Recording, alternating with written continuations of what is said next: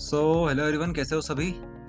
I hope आप सभी काफी बढ़िया होंगे। स्वागत है आप सबका एमपी बोर्ड एजुकेशन के यूट्यूब चैनल पर। चैप्टर नंबर 9 कोऑर्डिनेट कंपाउंड भैया अब हमें स्टार्ट करना है। इससे पहले बहुत सारे चैप्टर हम लोग कवर कर चुके हैं। अब नाम गिनाने जाएंगे तो मजे नहीं आएंगे। आप लोग चाहें तो देख सकते हो, प्लेलिस्ट हमारी बनी हुई है। ओके, तो अब हम लोग स्टार्ट करेंगे चैप्टर नंबर 9 कोऑर्डिनेट कंपाउंड। सभी लोग हमें जानते हैं, रोहित परमार हमारा नाम है। और चैप्टर स्टार्ट करेंगे कोऑर्डिनेट कंपाउंड। ठीक है, ज्यादा इंट्रोडक्शन देने की जरूरत नहीं है। जो नए स्टूडेंट हमारे साथ जुड़े हैं उनको बता दें, हमारा ये चैनल है एमपी बोर्ड एजुकेशन, जहां पर एमपी बोर्ड के लिए सबसे बेस्ट कंटेंट बनाया जाता है, पढ़ाया जाता है, समझाया जाता है और मजे मजे में पूरा सिलेबस कवर कराया जाता है। तो बात करेंगे कोऑर्डिनेट कंपाउंड की। तो इसका जो वेटेज रहेगा 7 नंबर का है। 7 नंबर का इसका वेटेज है। 2 नंबर का 2 क्वेश्चन आएगा यहाँ से और ऑब्जेक्टिव यहाँ से 3 बनने वाले हैं। ठीक है, 2 नंबर के 2 क्वेश्चन आ रहे हैं, ध्यान रखना। यहाँ से मतलब छोटे क्वेश्चन यहाँ से आएंगे। उसके बाद ऑब्जेक्टिव यहाँ से 3 आएंगे, मतलब कितने हो गए, 7 नंबर हो गए। ओके, 7 नंबर का इसका वेटेज है। चलो आगे बढ़े, आगे बढ़ते हैं हम लोग। आगे हमारे पास है भैया टॉपिक। टॉपिक कौन कौन से टॉपिक्स हमें यहाँ पर पढ़ने हैं, इस चैप्टर में हमें कौन कौन से टॉपिक पढ़ना है। देखो, ये चीज हम बार बार आपको इसलिए बताते हैं क्योंकि बहुत सारे ऐसे बच्चे हैं जिन्हें ये नहीं पता है कि चैप्टर में पढ़ना क्या क्या है। बस कॉपी उठाई, पढ़ना स्टार्ट कर दिया और बीच में डिमोटिवेट हो जाते हैं, चैप्टर छोड़ते हैं और चैप्टर को बोलते हैं कि चैप्टर तो कठिन है। तो हम नहीं चाहते यार कि ऐसे ब्लेम आप लोग लगाओ किसी भी सब्जेक्ट के ऊपर और किसी भी टीचर के ऊपर। ओके, इसलिए आपको ये चीजें बताते हैं हम लोग। बहुत सारे बच्चे ये गलती करते हैं कि टॉपिक लिखते ही नहीं है। टॉपिक लिखा करो। हर एक सब्जेक्ट की हम बात कर रहे हैं, किसी भी सब्जेक्ट को आप पढ़ो, सबसे पहले टॉपिक लिखो। कौन कौन से टॉपिक हमें पढ़ने हैं और किस तरह से पढ़ने हैं वो लिखो। तब जाके आपको चीजें समझ में आएगी, तब आएगा मजा पढ़ने में। चलो, तो टॉपिक हमारे रहेंगे इंपॉर्टेंट टर्म्स। सबसे पहले हम लोग इंपॉर्टेंट टर्म्स पढ़ेंगे जहां से सबसे ज्यादा प्रश्न बने हैं पिछले 10 सालों में। उसके बाद आईयूपीएससी नेमिंग, जो कि लगभग हर साल और में आता है। हर साल और में आता है आईयूपीएससी नेमिंग, ये हम लोग करेंगे। उसके बाद ईएएन पढ़ेंगे हम लोग, जो कि 2017 में आया था।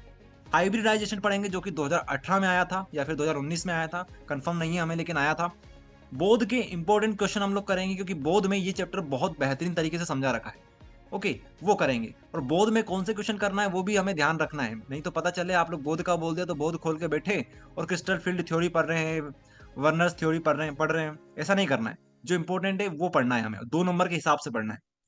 उसके बाद ऑब्जेक्टिव्स करेंगे हम लोग, क्योंकि 3 ऑब्जेक्टिव आने वाले हैं। हमें टॉप करना है यार, टॉप करने के लिए हर एक चीज करना जरूरी है।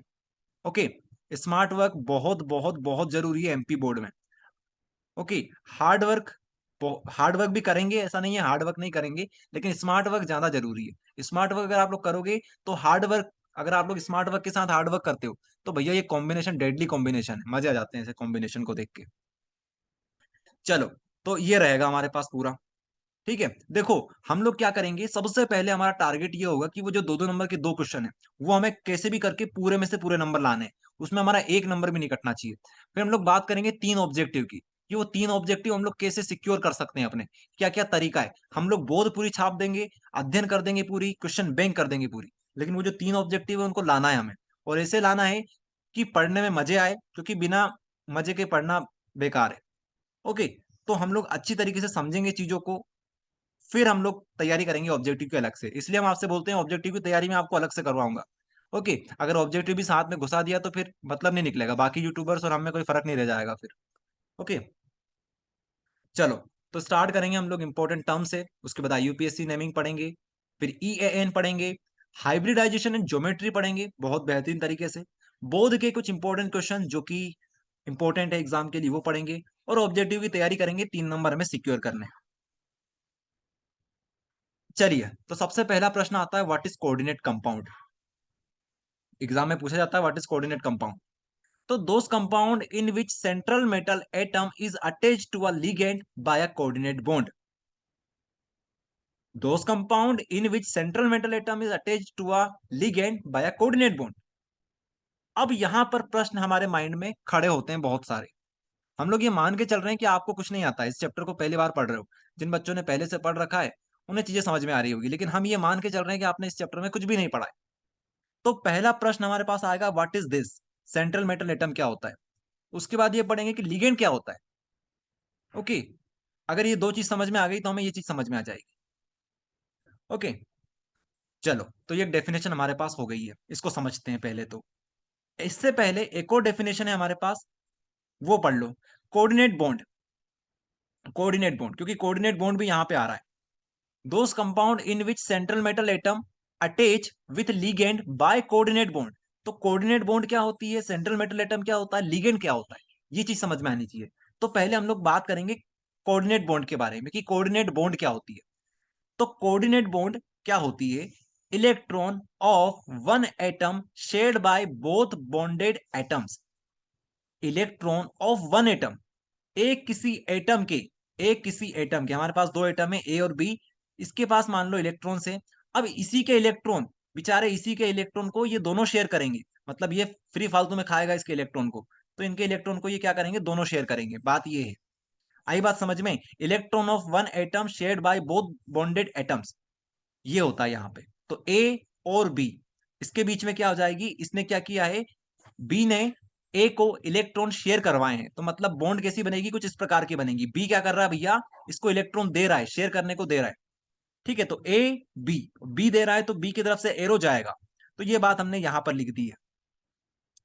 Here B is a Lewis base, यहां पर जो हमारा बी है ना, उसको हम बोलेंगे लुईस बेस है हमारे पास। ये क्या है, ये हमारे पास लुईस बेस है, because it is donating lone pair, it is donating lone pair, क्योंकि ये लोन पेयर को डोनेट कर रहा है टू आ टू ए को ये डोनेट कर रहा है। And A is a Lewis acid, और ए हमारे पास लुईस एसिड होगा, because it is accepting the lone pair of B.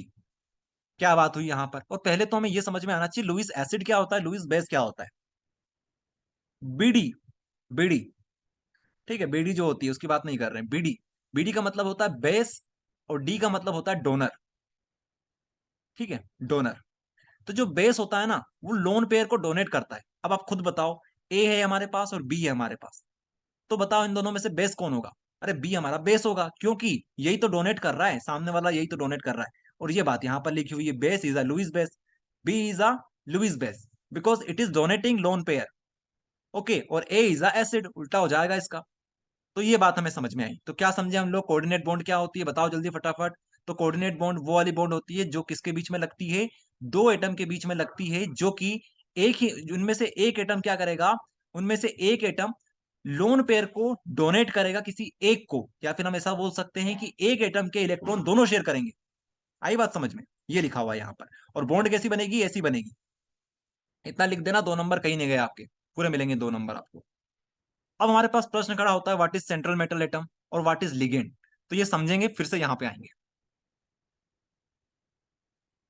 तो कोऑर्डिनेट बॉन्ड हमें समझ में आई, देखो आप लोग, अभी तक हमने आयनिक बॉन्ड पढ़ा था, कोवेलेंट बॉन्ड पढ़ा था, अब कोऑर्डिनेट बॉन्ड भी हमें समझ में आने लगी। आयनिक बॉन्ड, कोवेलेंट बॉन्ड और कोऑर्डिनेट बॉन्ड। आयनिक में क्या होता है, मेटल जो होता है वो नॉन मेटल को इलेक्ट्रॉन डोनेट कर देता है। कोवेलेंट में क्या होता है, दोनों शेयर करते हैं।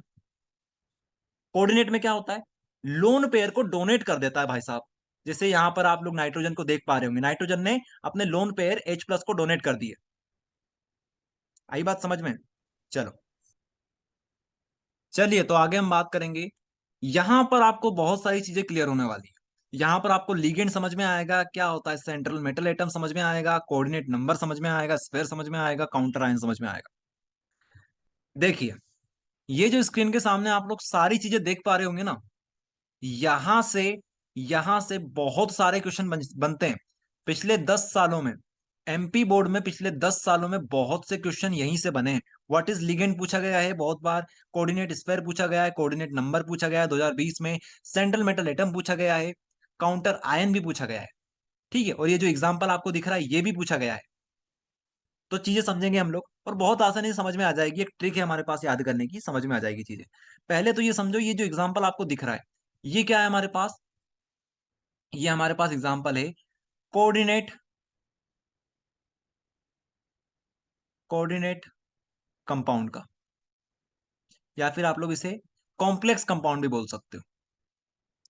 ओके, तो देखिए, पहले तो आपको सिखा देते हैं किस तरह से इसको याद करते हैं। कुछ भी काम करो, कुछ भी काम करो, एक काम करते हैं इसको लिख लेते हैं। कुछ भी काम करो तो कैसे करो, फेसन से करो, कुछ भी काम करो तो फेसन से करो, फेसन से। इसको आपको दिल पे नहीं लेना है कि यार ये क्या बोल रहे हो कि फैशन से काम करो, फैशन से काम करना जरूरी है क्या। तो ये ट्रिक है, ट्रिक की तरह आपको लेना है, ठीक है। कुछ भी काम करो, करो मतलब के, फैशन मतलब क्या होता है, एफ ई मतलब फे, सन मतलब सी एन, फैशन, और से मतलब छे। अब आप लोग इसको जोड़ के देखो, कुछ भी काम करो तो फे सन से करो, फैशन से करो, इस तरह से आप इसको याद कर सकते हो, आप लोग कभी नहीं भूलोगे इसको। Okay, K four F E C N six, K four F E C N six, K four F E C N six, इस तरह से आप लोग याद कर सकते हो। यहां पर ये जो बाहर की साइड आपको दिख रहा है, इसको बोलते हैं काउंटर आयन। क्या बोलते हैं इसको हम लोग, काउंटर आयन बोलते हैं। ओके, काउंटर आयन इसको बोलते हैं। अब इस ब्रैकेट के अंदर, पहले तो ब्रैकेट को समझो, इस ब्रैकेट के अंदर जो भी चीजें होती है, और ये जो ब्रैकेट खुद में जो होता है, ये क्या कहलाता है, कोऑर्डिनेट स्फेयर कहलाता है, स्फेयर कहलाता है हमारा, कोऑर्डिनेट स्फेयर कहलाता है। क्या कहलाता है, कोऑर्डिनेट स्फेयर। बहुत तगड़ा होता है भैया, ये टूटता नहीं है इतनी आसानी से। मतलब अगर आप लोग इसको देखोगे ना, तो इसके अंदर की चीजें कभी नहीं आपको ब्रेक होती हुई दिखेगी, बहुत मुश्किल से ब्रेक होता ही है। बाहर की चीज यहाँ इस तरह से ब्रेक हो सकता है, यहाँ से के फोर अलग हो गया और ये ब्रैकेट अलग हो गया हमारा, लेकिन अंदर की चीजें ब्रेक नहीं होगी। ध्यान रखना, जैसे कछुए का जो कवच होता है ना, कछुए का कवच, उस तरीके से आप लोग समझ सकते हो, अंदर की चीजें बहुत मजबूत है। ओके, तो हमारे पास एफी लगा हुआ है, एफी हमारे पास एक मेटल होता है, आप लोग सभी जानते हो। इसको हम लोग बोलेंगे central metal atom, central metal atom, जिसको सीएमए भी बोलते हैं, CMA, CMA, central metal atom, ये यहां पर लगी हुई है। इसके अलावा यहां पे आपको क्या दिख रहा है, सीएन दिख रहा है। ये सीएन है हमारे पास लिगेंड। लिगेंड क्या करता है, अपने लोन पेयर को डोनेट करता है इस मेटल एटम को, इस मेटल एटम को डोनेट करता है कि भैया अपन दोनों मिलके क्या बनाएंगे, कोऑर्डिनेट बॉन्ड बनाएंगे। इस तरह से आप लोग समझोगे। तो ये हमारा लिगेंड हो गया, ये हमारा सेंट्रल मेटल एटम हो गया, और दोनों आपस में क्या करेंगे, आपस में नहीं, मतलब ये वाला जो सीएन होगा हमारा, वो इसके पास अपने लोन पेयर को शेयर करेगा, ठीक है। उसके बाद ये नंबर क्या है, ये छह क्या है, छह हमारे पास है कोऑर्डिनेशन नंबर, एक नंबर है, तो हम लोग बोलेंगे इसे कोऑर्डिनेशन नंबर। अगर इतना भी कर लिया तो बहुत चांसेस है कि आपके 60% चैप्टर तो कवर हो गया, 60% चैप्टर कवर हो गया। जी हाँ, आपने सही सुना। अगर किस्मत अच्छी रही आपकी तो इनमें से एक क्वेश्चन जरूर आएगा एग्जाम में। ओके, अभी हम लोग बात कर रहे हैं जो दो दो नंबर के दो क्वेश्चन आएंगे, ठीक है, उसमें से एक क्वेश्चन तो यहाँ से आने के चांसेस बहुत ज्यादा है। तो आप लोग समझ सकते हो कितना इंपॉर्टेंट चीज है ये। और चैप्टर बहुत छोटा है यार, आप लोग समझो इस चीज को, चैप्टर बहुत छोटा है। चलो, तो समझ में आ गई चीजें। अब एक बार और डेफिनेशन पढ़ लो कोऑर्डिनेशन नंबर की, कोऑर्डिनेशन कंपाउंड की क्या होती है। कहाँ गया भैया हमारा कोऑर्डिनेशन कंपाउंड, ये एनिमेशन लगाया था आपके लिए हमने, ठीक है। तो ये आप लोग पढ़ लीजिए, डेफिनेशन लिखी हुई है, those compound in which central metal atom is attach to a ligand by coordination bond. तो जो सेंट्रल मेटल एटम होता है वो किससे अटैच होता है, लिगेंड से अटैच होता है, उसी को हम लोग क्या बोलते हैं, उसी को हम लोग कोऑर्डिनेशन कंपाउंड बोलते हैं। कोऑर्डिनेशन बॉन्ड के थ्रू अटैच होता है तो कोऑर्डिनेशन कंपाउंड से बोल देते हैं। आप चाहो तो इसको अपनी कॉपी में लिख सकते हो, ये जो आपके पास दिखाई दे रहा है इसे आप लोग अपनी कॉपी में नोट करें, अच्छे से इसको समझें, याद करें। आगे बढ़ते हैं, अब एक एक करके डेफिनेशन देखते हैं सभी की। व्हाट इज लिगेंड, तो एनी एटम, आयन और molecule which can donate electron pair to central metal atom and form coordinate bond are called ligands.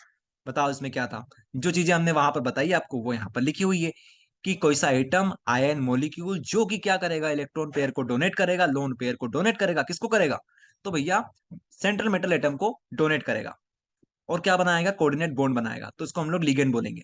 Example CN, K four F C N six में हमारे पास जो CN था वो हमारा ligand कहलाया था।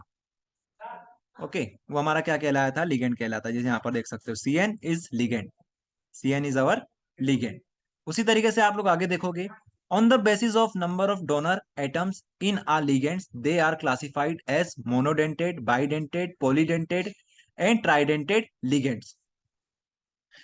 On the basis of number of donor, on the basis of number of donor in a ligand, they are classified as monodentate, bidentate, tridentate, polydentate ligands। अब इनको हमने क्या किया, क्लासिफाई कर दिया, लिगेंड्स को हमने क्लासिफाई कर दिया, कि भैया अगर जैसे सीएन है हमारे पास, तो सीएन जो है अगर कार्बन हमारे पास डोनेट कर रहा है तो हम इसे क्या बोलेंगे, मोनोडेंटेट बोलेंगे। लेकिन बहुत सारे ऐसे कंपाउंड होते हैं, लिगेंड्स होते हैं हमारे पास, जिनमें डोनर एटम एक से ज्यादा हो सकता है, तो उसे हम बाइडेंटेट बोलेंगे। और ट्राइडेंटेड भी हो सकता है, तीन तरफ से डोनेट कर रहा है तो ट्राइडेंटेड, और ज्यादा होगा तो हम पॉलीडेंटेड बोल देंगे उसे। आ रही है बात समझ में? तो इसे समझते हैं हम लोग कि ये क्या चीज है। ये क्या चीज है कि भैया बाइडेंटेड क्या होता है, ट्राइडेंटेड क्या होता है, इसको आपको समझा देते हैं। तो एक आता है सबसे पहले हमारे पास मोनोडेंटेड, ये चीज आप लोग पढ़ लीजिएगा, मैं आपको जो मेन चीज है वो पढ़ा रहा हूँ। ओके, यहाँ पर आप लोग देखेंगे मोनोडेंटेड क्या होता है। तो मोनोडेंटेड में क्या होता है भैया, यहां पर सिंपल सा फंडा है। जैसे सीएन था हमारे पास, तो सीएन में क्या था, सीएन में सिर्फ और सिर्फ एन डोनेट करेगा या सी डोनेट करेगा, इन दोनों में से कोई एक डोनेट करेगा। जैसे हमारे पास सीएन लिखा हुआ है, तो सीएन में से अगर हमने इसके ऊपर इस तरह से बना दिया तो मतलब कौन डोनेट करेगा, कार्बन हमारा लोन पेयर को डोनेट करेगा। अगर हमने सीएन बना दिया और इसमें यहां पर इस तरह से लगा दिया, इसका मतलब क्या है कि एन हमारा डोनेट करेगा, तो इसको बोलते हैं मोनोडेंटेड। बाइडेंटेड के एग्जाम्पल क्या है, बाइडेंटेड का एग्जाम्पल है इथाइलिन डायमीन, इथाइलिन डाइअमीन। ये देखिए NH2 CH2 CH2 NH2, इसमें ये यहां से भी डोनेट कर सकता है, यहां से भी डोनेट कर सकता है। ठीक है, दो नाइट्रोजन हमारे पास लगे हुए हैं, तो ये क्या बन जाएगा, हमारा बाइडेंटेड का एग्जाम्पल बन जाएगा। इसी तरीके से ट्राइडेंटेड भी होता है। ठीक है, लेकिन अब इतना ज्यादा डीप में जाने की जरूरत नहीं है, इतना काफी है। और ये जो एग्जाम्पल दिख रहा है ना, बहुत सारे बच्चे इसको नेग्लेक्ट कर रहे होंगे कि हाँ कोई सा एग्जाम्पल होगा देख लेंगे। लेकिन बच्चों एक बात मेरी मेरी ध्यान से सुनो, ये जो कंपाउंड आपको दिख रहा है, मैंने क्या बोला इसका नाम, इथाइलिन डाई अमीन। ठीक है, आप लोग अगर अमीन चैप्टर पढ़ के आए हो तो ये चीज आपको समझ में आ रही होगी। इथाइलिन डायमीन, इथाइल यहाँ पर है और दो अमीन ग्रुप लगे हुए हैं यहाँ पर, इथाइलिन डायमीन, इसको हम इथाइलिन डायमीन बोलेंगे। इसको प्यार से बोला जाता है ईएन, ईयान बोलते हैं इसको, ईयान, ईएन बोलते हैं इसको, ईएन बोल दो ईयान बोल दो एक ही बात है। ठीक है, तो ईएन, इसको प्यार से बोला जाता है। ये कंपाउंड आप लोग बात नहीं मानोगे, ये इंपॉर्टेंट है, ये इंपॉर्टेंट है, ईएन बहुत ज्यादा इंपॉर्टेंट है। बाइडेंटेड का एग्जांपल आपसे ऑब्जेक्टिव में पूछा जाता है कि बताओ बाइडेंटेड का एग्जांपल क्या है, तो आप लोग बोलते हो ईयान एग्जांपल है इसका, इथाइलिन डायमीन एग्जांपल है। हमारे पास एक बाइडेंटेड होता है, एक हेक्साडेंटेड भी होता है, हेक्साडेंटेड लिगेंड होता है हमारे पास, जिसको समझाते हैं आपको हेक्साडेंटेड लिगेंड। ये एग्जाम में बहुत बार आते हैं यार। ये देखो, पहले आपको हेक्साडेंटेड समझाएंगे, उसके बाद आगे बढ़ेंगे। ये क्वेश्चन आया था एग्जाम में, अरे ये ऑब्जेक्टिव भरे बड़े पड़े हैं यहाँ पर। अगर आप लोग देखने जाओगे ना परीक्षा, बहुत परीक्षा अध्ययन, तो ये ऑब्जेक्टिव भरे पड़े हैं यहाँ पर, बाइडेंटेड और हेक्साडेंटेड के। देखिएगा आप लोग, आप हर दूसरे क्वेश्चन में आपको देखने को मिल जाएगा कि बताओ बाइडेंटेड क्या है, हेक्साडेंटेड क्या है। तो ये याद कर लो आप लोग। ओके, बाइडेंटेड का एग्जांपल है हमारे पास इथाइलिन डायमीन। ओके, कभी कभी क्या होता है ना, हमारी जुबान फिसल जाती है। जैसे कि अब इतने बड़े बड़े वीडियो बनाते हैं, अभी आप जानते नहीं हो, अभी डी ब्लॉक एलिमेंट का भी हमने वीडियो बनाया था, लेकिन उसको अपलोड बाद में करेंगे। ठीक है, मतलब कर दिया उसको अपलोड तो हमने, लेकिन ऐसा करते हैं हम लोग एक साथ वीडियो बना लेते हैं, फिर जैसे ही हमारा वाईफाई चालू होता है तो वैसे ही एक साथ अपलोड कर देते हैं। तो आप लोग अगर जबान वबान फिसल जाए हमारी थोड़ी बहुत, तो उसको नेग्लेक्ट कर दिया करो यार, है ना। चलो ठीक है, तो बाइडेंटेड और हेक्साडेंटेड। बाइडेंटेड क्या समझे आप लोग, बाइडेंटेड से, बाइडेंटेड से आपको समझा दिया कि यहाँ पर दो प्रकार से डोनेशन हो सकता है। ओके, हेक्साडेंटेड भी बहुत इंपॉर्टेंट है। ठीक है, एग्जाम में क्वेश्चन पूछा जाता है कि what is the full form of EDTA. ठीक है, यहाँ पे लिखा हुआ है ईडीटीए का फुल फॉर्म क्या है, ये आपसे पूछा जा सकता है एग्जाम में, ऑब्जेक्टिव के पॉइंट ऑफ व्यू से इंपॉर्टेंट है। और आपसे पूछ लेंगे example of hexa dentate, dentate ligand. Hexa मतलब कितना होता है, 6 होता है, तो 6 तरह से डोनेट कौन कर सकता है लोन पेयर को, तो उसका एग्जाम्पल आपसे पूछा जाता है। तो आप लोग क्या बोलोगे, इथाइलिन डायमीन, इथाइलिन डायमीन, इस काम करते लिख ही देते हैं पूरा नाम, वैसे लिखा हुआ भी है, आप लोग यहाँ पर देख भी सकते हो। ठीक है, ये यहाँ पर लिखा हुआ है, लेकिन हम लोग फिर से लिखेंगे एक बार और, ethylene diamine, di diamine, ethylene diamine tetra, tetra acetate, acetate, EDTA, EDTA इसको बोलते हैं। इसको याद कर लो बच्चों, ethylene diamine tetra acetate, ethylene diamine tetra acetate. Okay, चलो, तो अब इसको समझाते हैं आपको किस तरह से दिखेगा ये। इथाइलिन डायमीन तो पूरा ऐसा कैसा चिपका दो, ये यहाँ पर हमने चिपका दिया, ये देखो CH2 दो बार लिखा था तो हमने इसको एक बार लिख दिया यहाँ पर। ओके, उसके बाद यहाँ पर हाइड्रोजन लगे हुए हैं, यहाँ पर हाइड्रोजन लगे हुए हैं, इनको हटाओ, क्योंकि हाइड्रोजन क्या करते हैं, हाइड्रोजन तो सिर्फ बैलेंसिंग के लिए लगाते हैं हम लोग। अगर यहाँ से हटाएंगे तो यहाँ पर एक बॉन्ड बनेगी, यहाँ पर बनेगी, यहाँ से दो हाइड्रोजन हटाएंगे तो यहाँ पर बॉन्ड बनेगी, यहाँ पर बनेगी, बस। और क्या, यहाँ पे कुछ जोड़ना है, यहाँ पे कुछ जोड़ना है, यहाँ पे कुछ जोड़ना है, यहाँ पे कुछ जोड़ना है, बात खत्म। क्या जोड़ना है आपको, टेट्रा एसीटेट। आपको यहाँ पर एसीटेट जोड़ना है। कितने एसीटेट जोड़ना है? टेट्रा, टेट्रा मतलब 4। तो 4 जगह पे आप लोग एसीटेट जोड़ दो। एसीटेट क्या होता है? अरे एसीटेट बनाना काफी आसान है। एसीटेट मतलब 2 कार्बन का आपको क्या बनाना है? कार्बोक्सिलिक एसिड बनाना है, उसमें से हाइड्रोजन को रिमूव कर दो तो बन जाएगा आपका एसीटेट। तो CH3, CH2, सॉरी CH3, और यहाँ पे हम लोग यहाँ पे इस तरह से कर लेंगे CH3 COOH, COOH। अब इसमें से हाइड्रोजन को माइनस करो जरा। हाइड्रोजन को माइनस कर दिया। अब क्या बचा आपके पास? हाइड्रोजन को माइनस करने के बाद ये बचेगा CH3 COO, और यहाँ पर माइनस आ जाएगा। ठीक है, हाइड्रोजन गया। हाइड्रोजन जब जाता है तो वो H प्लस के साथ जाता है, H प्लस के फॉर्म में जाता है, तो इधर नेगेटिव आ जाएगा, तो यहाँ पर हमने नेगेटिव लगा दिया। समझ रहे हो इस चीज को? यहाँ पर नेगेटिव आएगा, यहाँ पर पॉजिटिव आएगा। एक बच्चे ने एक बार कमेंट किया था कि सर आप ये नेगेटिव पॉजिटिव कैसे करते हो? तो देखो काफी सिंपल है यार। इसको जैसे आप लोग यहाँ से ब्रेक करोगे तो यहाँ पे पॉजिटिव आएगा, यहाँ पर नेगेटिव आएगा, तो इसलिए हमने यहाँ पर नेगेटिव लगाया। तो CH3COO बन गया। अब हमें क्या करना है? अब हमें यहाँ से एक हाइड्रोजन का बलिदान देना पड़ेगा। एक हाइड्रोजन को हमें सेक्रीफाइस करना पड़ेगा ताकि हमें ये बॉन्ड बन जाए। ठीक है, तो यहाँ पे हमने एक हाइड्रोजन का सेक्रीफाइस किया, तो यहाँ पर एक बॉन्ड फ्री हो गई हमारी। अब उस बॉन्ड जो फ्री हुई है उसको चिपकाते जाओ, यहाँ पे, यहाँ पे, यहाँ पे और यहाँ पे। आई बात समझ में? तो इसलिए वजह से यहाँ पर क्या बनेगा? सी CH2COO, CH2COO, CH2COO, CH2COO, minus minus minus लगा देना। बस हो गया काम खत्म। ये देख लो। अब इसको अरेंज करना आपके ऊपर है। आप चाहो तो ऐसा लिखो, आप चाहो तो जैसा मैंने यहाँ पर लिखा था वैसा आप लोग यहाँ पर लिख लो।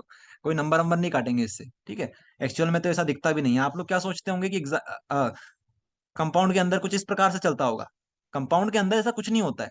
अंदर अगर जाओगे ना, इंटरनल कहानी देखोगे तो इंटरनल ऐसा कुछ भी नहीं है। ऐसी वैसी बॉन्ड ऐसी थोड़ी ना दिखती है। आ रही है बात समझो? बॉन्ड कुछ ऐसी थोड़ी दिखती है। वो तो अपने अंदर ही कुछ कहानी होती है। ये बात आपको समझनी होगी। अगर आप लोग यहाँ पर जो लिखा हुआ है इसको आप लोग इस तरह से भी लिखते हो, CH2COO माइनस लगाया, यहाँ पर एक बॉन्ड फ्री कर दी, तो ये भी सही है। ओके, इस तरह से आप लोग यहाँ पर लिख सकते हो। तो आ रही बात समझ में? हेक्साडेंटेड लिगेंड क्या होता है? ये होता है हेक्साडेंटेड। याद कर लो, ऑब्जेक्टिव के पॉइंट ऑफ व्यू से बहुत इंपॉर्टेंट है। ये बात आपको कोई नहीं बताएगा जो हम बताते हैं आपको। चलो नेक्स्ट क्वेश्चन हमारे पास क्वेश्चन नंबर 10 है, जो कि 2020 में आया था। कोऑर्डिनेशन नंबर क्या होता है? कितना बेसिक क्वेश्चन आपसे पूछा गया है। देखो कोऑर्डिनेशन नंबर क्या होता है, तो आप क्या बोलोगे? जितने नंबर ऑफ लिगेंड्स होते हैं वो हमारे क्या होते हैं? कोऑर्डिनेशन नंबर होते हैं। जैसे कि K4 Fe CN6, तो यहाँ पर जो 6 था ना, वही तो हमारा कोऑर्डिनेशन नंबर था। ठीक है, आप लोग इस तरह से बना लेना इसको पूरा अच्छे से डिजाइन करके। तो यहाँ पर जो 6 है वो क्या है? हमारा कोऑर्डिनेशन नंबर है। तो ये किसको बताता है? नंबर ऑफ लिगेंड्स को बताता है कि जितने नंबर ऑफ लिगेंड्स होंगे, number of ligands which are directly link with central metal atom और metal ion by coordinate bond are called coordination number. तो बस उसी को बोलते हैं, और क्या। आई बात समझ में? लिगेंड्स को ही बोलते हैं, नंबर ऑफ लिगेंड्स को हम लोग क्या बोलते हैं? कोऑर्डिनेशन नंबर बोलते हैं। तो यहाँ पर आप लोग एग्जाम्पल लिख देना कि भैया K4 Fe CN6 में जो सी, ये जो 6 लिखा हुआ है ये हमारा क्या है? कोऑर्डिनेशन नंबर है। बस और क्या। चलो, इतना बात समझ में आ गई है आपको? अब आगे बढ़ने से पहले थोड़ा सा यहाँ पर आपको क्लियर करवा देते हैं। लिगेंड के ऊपर ही हम लोग बात करेंगे कि लिगेंड काफी इंपॉर्टेंट चीज है, और यहाँ से हम चाहते हैं यार आपके एक भी नंबर ना कटे। ओके, चलिए।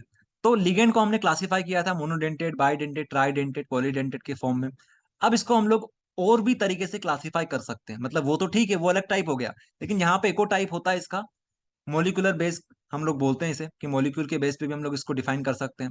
जैसे सबसे पहले हमारे पास है unidentate, unidentate ligand, डाइडेंटेड ligand, polydentate ligand. ठीक है, इस तरह से भी आप लोग इसे क्लासिफाई कर सकते हो। क्या होता है यूनिडेंटेड और क्या होता है डाइडेंटेड या बाइडेंटेड, उसको समझेंगे। सबसे पहले यूनिडेंटेड, दोज या फिर the ligands whose only one donor atom is bonded to metal atom are called unidentate ligand. मतलब ये है, समझो इस चीज को। जैसे हमने देखा था K4 Fe CN6, ओके। यहां पर हमारे पास जो सीएन था ये लिगेंड था हमारा।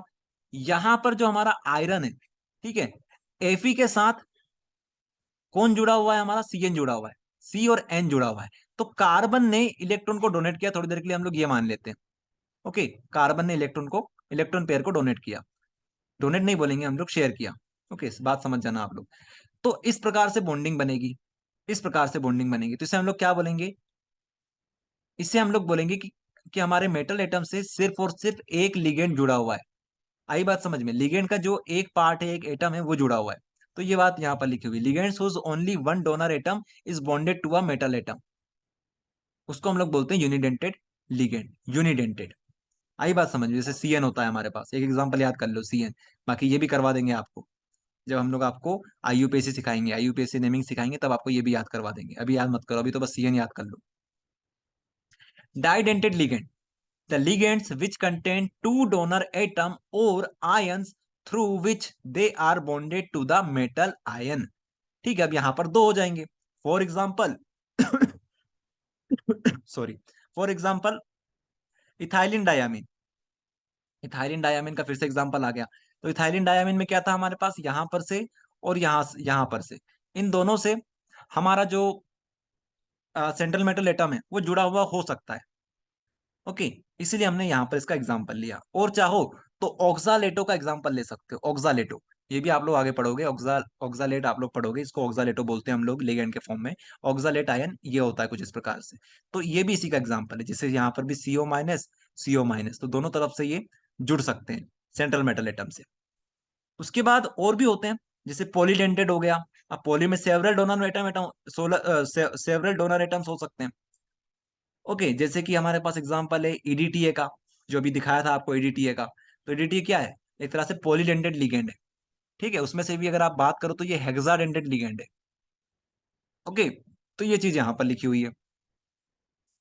खास करके यूनिडेंटेड याद कर लेना, यूनिडेंटेड। यूनिडेंटेड बहुत इंपॉर्टेंट है, ऑब्जेक्टिव में आता है, तभी आपको ये करवाया हमने। चलो, अब एक और बचा हुआ है हमारे पास, जो कि हमारे पास एम्बीडेंटेड लिगेंड। एम्बीडेंटेड लिगेंड ये भी इंपॉर्टेंट है। एम्बीडेंटेड लिगेंड क्या होता है? एम्बीडेंटेड ligand, ligands which can ligate या फिर link through two different atom present in it are called ambidentate ligand। For example, NO2 minus HCN minus, here NO2 minus can link through N as well as O, while HCN minus can link through S as well as N atom। यहां पर इसका मतलब ये होता है कि अगर मान लो आपके पास कुछ इस प्रकार का लिगेंड है, तो यहां पे क्या होगा, यहां पे क्या होगा भैया, यहां पर से दो डोनर एटम हो सकते हैं। हमारा जो एस है वो भी डोनेट कर सकता है, एन भी डोनेट कर सकता है। ठीक है, एन भी डोनेट कर सकता है। तो ऐसा जिसके अंदर दो डोनर एटम हो सकते हैं, प्रेजेंट हो सकते हैं, दो से ज्यादा भी हो सकते हैं। तो दो जगह अगर हो गए हमारे पास जो दोनों लोन पेयर को डोनेट कर सकते हैं, तो समझ जाना कि ये क्या है, एम्बीडेंटेड लिगेंड का एग्जाम्पल है। ठीक है, तो आपसे पूछा जाता है व्हाट इज एम्बीडेंटेड लिगेंड, तो आप लोग बोल सकते हो कि एच सी एन जो होता है, एच सी एन होता है, सी एच सी एन जो होता है वो हमारा एम्बीडेंटेड लिगेंड कहलाता है।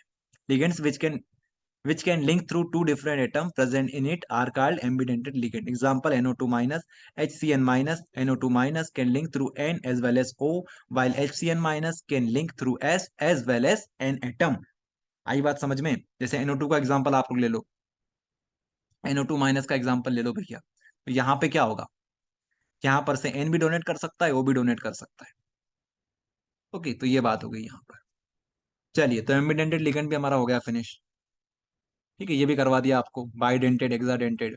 ये परीक्षा बोर्ड से ले रखे थे हमने क्वेश्चन, ये जो क्वेश्चन आप लोग देख रहे हो ना, परीक्षा बोर्ड के ये, क्योंकि परीक्षा बोर्ड में ये जो चैप्टर है काफी अच्छी तरीके से एक्सप्लेन कर रखा है, और साथ में नहीं भी किया है, क्योंकि अगर आप बड़े क्वेश्चन देखोगे तो वहां पर तो नहीं किया उन्होंने अच्छे से एक्सप्लेन, बाकी छोटे क्वेश्चन को अच्छे से एक्सप्लेन किया हुआ है उन्होंने। एक और क्वेश्चन आता है, what is central metal atom. तो आप लोग सभी समझदार हो, लिख सकते हो what is central metal atom.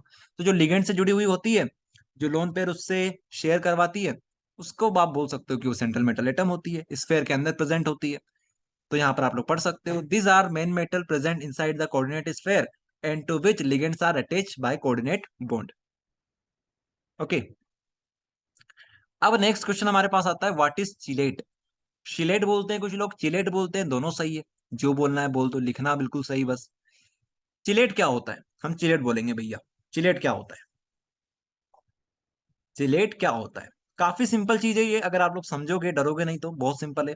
When a bidentate, when a bidentate और polydentate ligand attach to a central metal atom and make ring type structure is called chelating ligands. अगर मान लो आपके पास बाइडेंटेड मतलब दो तरह से डोनेट करने वाले या फिर दो से ज्यादा तरफ से डोनेट करने वाले। आपके पास लिगेंड्स हैं और उनसे आपने क्या किया, उनसे आपने एक रिंग टाइप का स्ट्रक्चर बनवा लिया। जैसे आप लोग एग्जांपल देख सकते हो, रिंग बन रही है, एक रिंग टाइप का स्ट्रक्चर बनवा दिया, तो उसे हम बोलेंगे चिलेट। और चिलेटिंग लिगेंड जो होते हैं वो काफी ज्यादा स्टेबल माने जाते हैं ऑर्डिनरी कॉम्प्लेक्स से, जो कि हमारे नॉर्मल कॉम्प्लेक्स कंपाउंड होते हैं उनसे बहुत ज्यादा स्ट्रॉन्ग माना जाता है। जैसे आप लोग रेजोनेंस पढ़ते हो, रेजोनेंस जिस चीज में रेजोनेंस हो जाता है उसे हम लोग स्टेबल बोलते हैं। उसी तरह से जहां से चिलेशन होता है उसे हम लोग स्टेबल मानते हैं। ओके, एग्जाम्पल देख सकते हो। एग्जाम्पल देखो, यहाँ पर समझ में सारी चीज आ जाएगी आपको। ये हमारे पास एग्जाम्पल है। ओके, यहां पर हमने इथाइलिन डायमीन को फिट कर दिया, ईयान, फिर आ गया ईयान। ठीक है, इथाइलिन डायमीन को हमने यहाँ पर फिट कर दिया। CH2 NH2 इस तरह से हमने इसको फिट कर दिया है, दोनों तरफ से ये डोनेट करेगा। ठीक है, बॉन्डिंग यहां से बन रही है, ध्यान रखना, इस एन से बन रही है। लिखने को हम लोग इस तरह से लिखते हैं, लेकिन एन से बॉन्ड बन रही है। उसके बाद यहां से PTCl लगा दो, PTCl2 लगा दो, यहाँ पर PT, यहाँ पर Cl, यहाँ पर Cl, बस हो गया काम खत्म। ये बन गया हमारा क्या भैया, चिलेटिंग लिगेंड। ओके, तो चिलेशन इसी को बोलते हैं। ये पूरी प्रोसेस क्या कहलाएगी हमारी, चिलेट कहलाएगी, चिलेशन कहलाएगी, जो बोलना बोल सकते हो।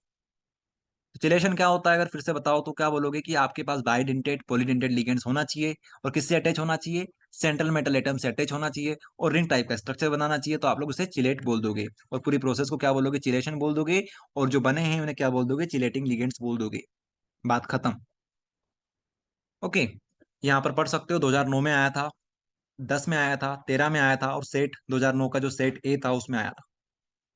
पहले सेट का सिस्टम चलता था कि set A, set B, set C. तो ये हो गई बात हमारी खत्म। ओके, गिव एग्जाम्पल, तो एग्जाम्पल आपको ये देखने जाओगे तो काफी मुश्किल हो जाएगा। इतना बड़ा कहाँ याद करोगे आप लोग, ये याद कर लेना, सिंपल सा है, PTCl, PTCl या फिर PTCl2 बोल सकते हो। ये काफी इजी है, याद कर लेना। इसमें आप लोग कहाँ करोगे, कहाँ पचोगे इसमें। Okay, importance of chelating ligands बोल सकते हो, स्टेबिलिटी आपको मिलती है। ओके, और क्या बोल सकते हो, in qualitative analysis for the detection of some element. अब कुछ एलिमेंट्स ऐसे होते हैं जिनका हमें डिटेक्शन करना होता है, पता लगाना होता है, तो यहाँ पे आप लोग एनालिसिस कर सकते हो इसकी हेल्प से, क्योंकि काफी ज्यादा स्टेबल होते हैं, तो आप लोग इनकी टेस्टिंग करवा सकते हो इस चीज से। Okay, they are used in separation of lanthanoid and actinoid.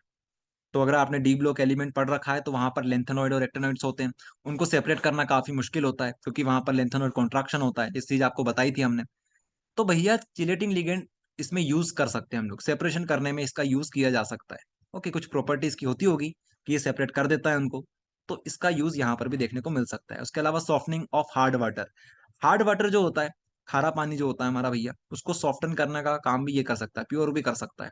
ठीक है, देखो चिलेशन ऐसा नहीं है, चिलेशन एक प्रोसेस है, समझ रहे हो आप लोग, चिलेशन एक ऐसी प्रोसेस है जहां पर रिंग टाइप का स्ट्रक्चर बनता है।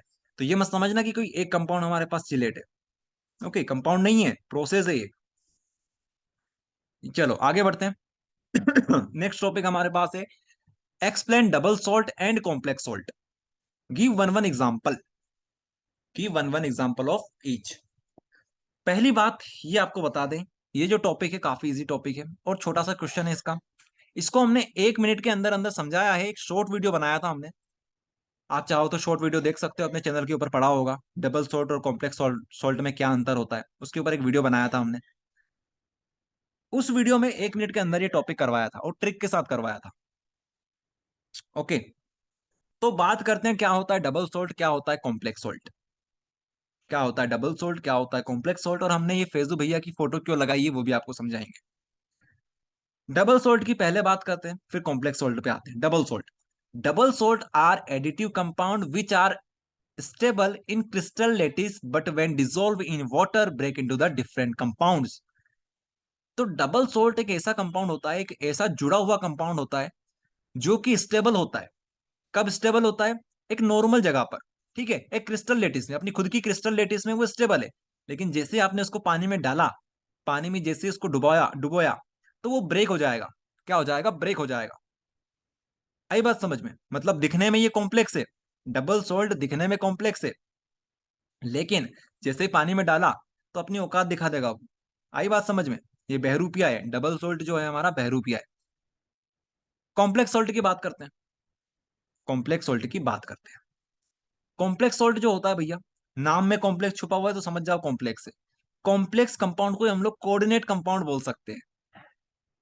कॉम्प्लेक्स कंपाउंड को, कॉम्प्लेक्स सॉल्ट को ही कोऑर्डिनेट कंपाउंड बोलते हैं। तो आप खुद समझ जाओ, कॉम्प्लेक्स सॉल्ट, कॉम्प्लेक्स कंपाउंड दोनों एक ही चीज होती है। तो अब जो आपने कॉम्प्लेक्स कंपाउंड पढ़ा है उसको लिख दो, बात खत्म, पैसे हजम। फिर से देखो आप लोग, the compounds in which ligands with lone pair electron are linked with central metal atom by coordinate bond are called coordination compound. जो डेफिनेशन हमने वहां पर पढ़ी थी वो यहाँ पर लिख दी। In this compound metal ion and ligands in combined state as well as complex compound, complex ion and thus this compound are also known as complex compound. अब इनको आप पानी में डालोगे ना तो कोई दिक्कत नहीं आएगी, ये स्टेबल होते हैं। पानी में जैसे डालोगे आप लोग, तो जैसे हमने एग्जांपल ले लेते हैं K4Fe CN6 का, तो ये अपनी लेटिस, जो क्रिस्टल लेटिस है उसमें तो स्टेबल रहेगा ही रहेगा। लेकिन जैसे आप लोग इसको पानी में डाल दोगे तब भी ये स्टेबल रहेगा। कैसे रहेगा वो समझो। ये देखो, मान लो ये आपने पानी में इसको डाल दिया, हमारा एक बर्तन है, इसको आपने डाल दिया, तो ये क्या होगा, यहां से टूटेगा, यहां से टूटेगा। टूटने में कैसा टूटेगा, K4 अलग हो जाएगा हमारा, FeCN6 ये हमारा अलग हो जाएगा। ठीक है, लेकिन अच्छा हमने यहाँ पर ब्रैकेट बना दिया, यहाँ पे ब्रैकेट बनेगा, FeCN6 अलग हो जाएगा। ये टूटना चलता है, ये टूटना चलता है, लेकिन भैया हमारा जो डबल सोल्ट है ना, वो तो बिल्कुल अपने कॉन्स्टिट्यूएंट पार्टिकल्स में ब्रेक हो जाएगा। ठीक है, डिफरेंट डिफरेंट कंपाउंड में ब्रेक हो जाएगा। जैसे आप लोग ऊपर देख पा रहे होंगे, Fe अलग हो गया, SO4 अलग हो गया, NH4 अलग हो गया, SO4 अलग हो गया, H2 अलग हो गया। तो ये चीज नहीं होनी चाहिए यार। हमारा जो कॉम्प्लेक्स सॉल्ट है ना वो कितना प्यारा है, देखो, सिर्फ K4 को अलग किया, वही बड़ी मुश्किल से होगा। आई बात समझ में, कॉन्स्टिट्यूएंट पार्टिकल्स में ये ब्रेक नहीं होता है, पूरी तरीके से ब्रेक नहीं होता है। अब इसको याद करने की ट्रिक ये तो बता दी थी आपको, K4FeCN6 को कैसे याद करते हैं। अब जो ऊपर लिखा हुआ है उसे आपको याद करवा देते हैं, FeSO4, इसको आप लोग याद करोगे फेजू से, फेजू, क्या याद करोगे, फेजू। फेजू नहीं कराएगा, NH से क्या करोगे आप लोग, नहीं कराएगा, फेजू नहीं कराएगा। ठीक है, NH42 से क्या याद रखोगे, नहीं कराएगा। शू, SO, तो यहां पे हमने फेजू बोला था इसे, फे सू बोला था इसे, तो यहां पर फिर से सू आ जाएगा, सू आ जाएगा। फेजू नहीं कराएगा शू पॉलिश, जूते को हम लोग शू बोलते हैं ना, ये जूते इन्हें पहन रखे हैं ये। फेजू नहीं कराएगा शू पॉलिश पानी से, पानी से, H2O। अरे फेजू नहीं कराएगा शू पॉलिश पानी से, इस तरह से आप लोग इसको याद करोगे। ठीक है, फेजू नहीं कराएगा शू पॉलिश पानी से। अब भैया इतना बड़ा आदमी है, पानी से कोई शू पॉलिश करवाता है क्या, कभी देखा है किसी को पानी से शू पॉलिश करते हुए। तो ये इस तरह से आप लोग याद कर सकते हो। अब इसको तोड़ना आपके लिए आसान है, यहां से तोड़ो, यहां से तोड़ो, यहां से तोड़ो, यहां से तोड़ो। ठीक है, तो ये एडिटिव कंपाउंड था पूरा, पानी में डालने के बाद टूट गया। बस ये इस तरह से आप लोग इसे याद कर लो। आगे बढ़े, कोई दिक्कत परेशानी, दिक्कत परेशानी नहीं है तो कमेंट में एक बार अपनी हाजिरी लगा दीजिएगा। ओके, जो भी आपको अगर वीडियो पसंद आ रहा है तो लाइक कर दीजिएगा, कमेंट में अपने बताइएगा एक्सप्रेशन क्या रहे आपके। ओके, चलो आगे देखिए। डिफरेंस पढ़ लेते हैं, क्योंकि 2016 में क्वेश्चन आया था, 7 में आया था, 9 में आया था, सेट डी में आया था, सेट बी में आया था 2007 के। तो इंपॉर्टेंट क्वेश्चन तो यही सही, डबल सॉल्ट और कॉम्प्लेक्स सॉल्ट में अंतर क्या है, आप लोग खुद समझ सकते हो क्या अंतर है। ठीक है, पढ़ना चाहो तो पढ़ लेना। सारी चीज आपको समझा दी यार, 2 नंबर में आएगा आपको, 4-5 नंबर का करवा दिया हमने। अब पढ़ना है आपको, पढ़ सकते हो, चीजें क्या है यहाँ पर, क्या लिखा हुआ है वही चीज आपको यहाँ पर लिखी हुई है। ओके, तो ये आप लोग पढ़ लीजिएगा।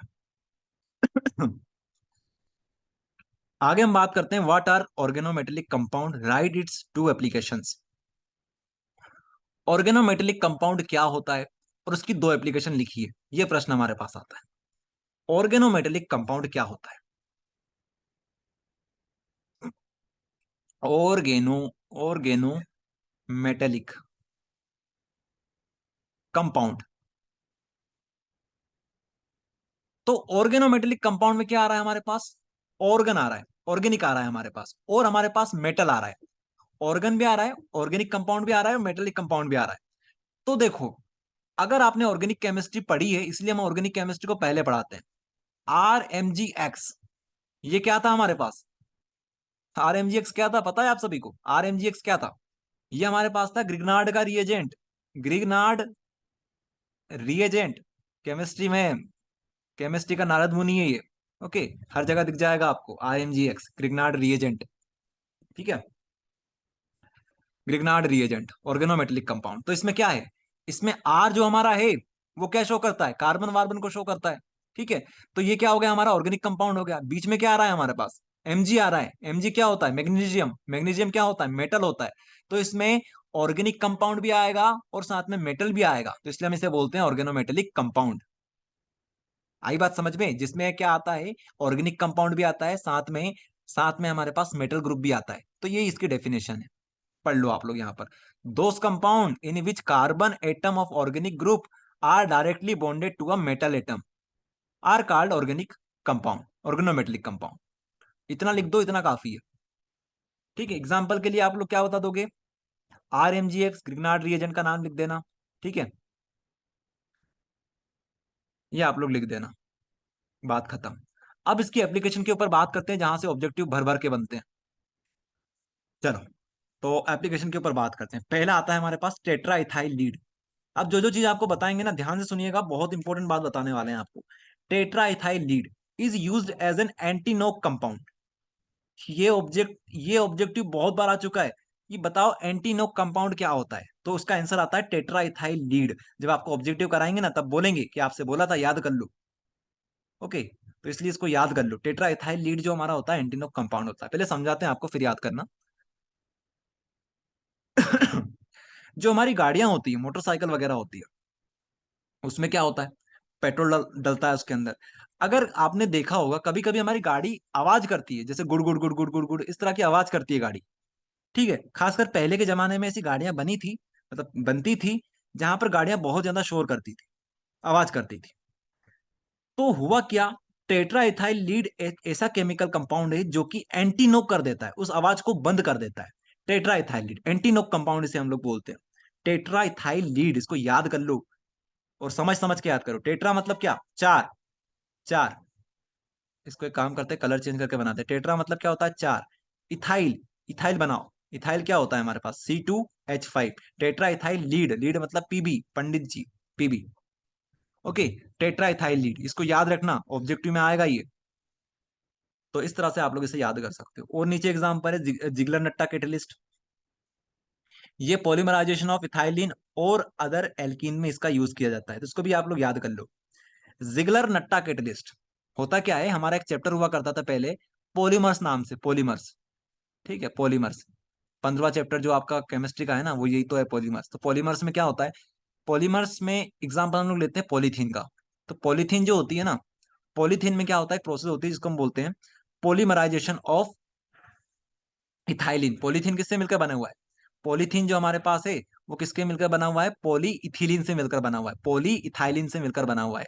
तो इथाइलिन जो होता है, उसमें पॉलीमराइजेशन की जो प्रोसेस होती है, उसमें हम लोग एक कैटलिस्ट का यूज करते हैं, जो कि हमारा क्या है, Ziegler, Ziegler Natta, Ziegler Natta catalyst. तो जिगलर नट्टा कैटलिस्ट क्या करता है, पॉलीथीन की पॉलीमराइजेशन करने के लिए यूज किया जाता है।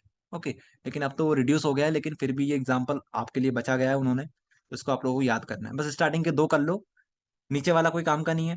इथाइलिन मर्क्यूरी क्लोराइड, H2HgCl, ये भी आप लोग याद कर सकते हो। ठीक है, ये भी आप लोग चाहो चाहो तो याद कर सकते हो, क्योंकि देखो दिमाग आपको लगाना है, कार्बन आना चाहिए, मेटल आना चाहिए, बात खत्म। ठीक है, दिमाग लगाना वहां पर कि ऑर्गेनोमेटेलिक कंपाउंड क्या होता है, तो एक ऑर्गेनिक मतलब कार्बन आना चाहिए, साथ में कुछ एक मेटल आना चाहिए, तो आप लोग समझ जाना। वैसे आपको अभी ऑब्जेक्टिव की प्रैक्टिस हम लोग करवाने वाले हैं।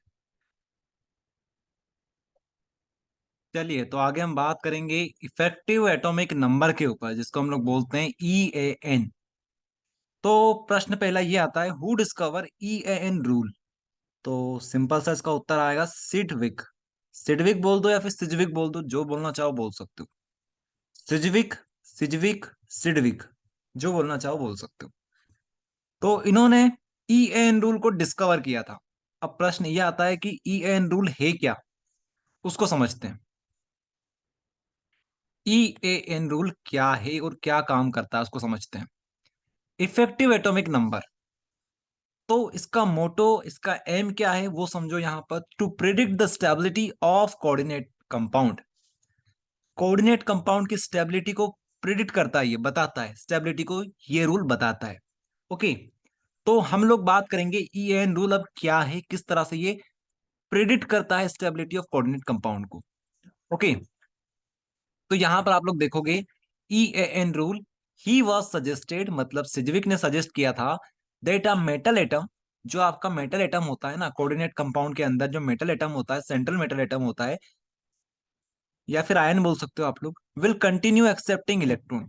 वो लोन पेयर से, लोन पेयर नहीं बोलेंगे, लिगेंड से क्या करता है, लोन पेयर को कंटिन्यूअसली एक्सेप्ट करता रहता है, ठीक है, शेयर करता रहता है, till the total number of electron in the metal atom और ion become equal to the atomic number of the noble gas element found in the same period. इसका मतलब ये हुआ कि हमारा जो सेंट्रल मेटल एटम है ना, वो कब तक इलेक्ट्रॉन पेयर को एक्सेप्ट करता रहेगा, वो जब तक इलेक्ट्रॉन पेयर को एक्सेप्ट करता रहेगा लिगेंड से, जब तक उसका एटॉमिक नंबर किसके बराबर ना हो जाए, उसका एटॉमिक नंबर उसी ग्रुप के अंदर, सॉरी उसी पीरियड के अंदर उसकी जो नोबल गैस है उसके बराबर ना हो जाए, तब तक वो एक्सेप्ट करता रहेगा। अब बहुत से बच्चों की चीज समझ में नहीं आई होगी, समझा देते हैं, काफी सिंपल है। देखो यहाँ पर हमारे पास टेबल नहीं है, नहीं तो बता देते हैं आपको, चलो यहीं पे समझा देते हैं आपको। अगर आपने पीरियोडिक टेबल देखी होगी, अगर आपने पीरियोडिक टेबल देखी होगी, तो उसमें क्या होता है, लास्ट जो कोना होता है, लास्ट का जो सेक्शन है हमारा, लास्ट जो ग्रुप है, ग्रुप नंबर 18, वो क्या है, हमारा नोबल ग्रुप है, ठीक है, नोबल गैस वाला ग्रुप है, नोबल गैस ग्रुप है। ओके, तो होगा क्या, इस तरह से बनी हुई होती है हमारी पीरियोडिक टेबल, ठीक है, थोड़ी देर के लिए मान लो इस तरह से बनी हुई है, वैसे ऐसी नहीं होती है एक्चुअल में, लेकिन ठीक है, आप लोग इस तरह से मान सकते हो। तो मान लो थोड़ी देर के लिए कि यहाँ पर हमारा एफी रखा हुआ है, एफी कहीं यहाँ पर रखा हुआ है, ठीक है, तो इसके ग्रुप में ये वाला, सॉरी इसके पीरियड में ये वाला नोबल गैस आ रहा होगा। अब यहाँ पे कौन सा आता है, अगर आप चाहो तो चेक करके देख सकते हो, जो पीरियड टेबल है वहां पर आपको देखने को मिल जाएगा क्रिप्टन, KR।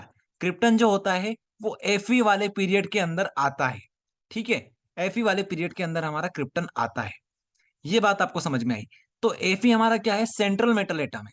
तो सेंट्रल मेटल एटम कब तक इलेक्ट्रॉन को एक्सेप्ट करता रहेगा, वो जब तक एक्सेप्ट करता रहेगा जब तक उसके पास इलेक्ट्रॉन की संख्या कितनी ना हो जाए, क्रिप्टन के बराबर ना हो जाए। अब प्रश्न ये उठता है कि हमने तो आज तक ऐसा देखा नहीं है कि एफई के पास इतने इलेक्ट्रॉन हो जाए कि वो क्रिप्टन के बराबर हो जाए, उसका एटॉमिक नंबर क्रिप्टन के बराबर हो जाए। तो यार ये चीज आपको देखने को नहीं मिलेगी, इसको आपको फील करना पड़ेगा, मतलब अंदर ये चल रहा है, आपको ये समझना पड़ेगा, अंदर ऐसा चल रहा है, वो एक्सेप्ट करता करता रहेगा, करता रहेगा, करता रहेगा। ओके, इसका एक फॉर्मूला है जिसकी हेल्प से आप लोग देख सकते हो। यहां पर देखिए, यहां पर इसको जूम कर देते हैं तो आपको दिख जाएगा।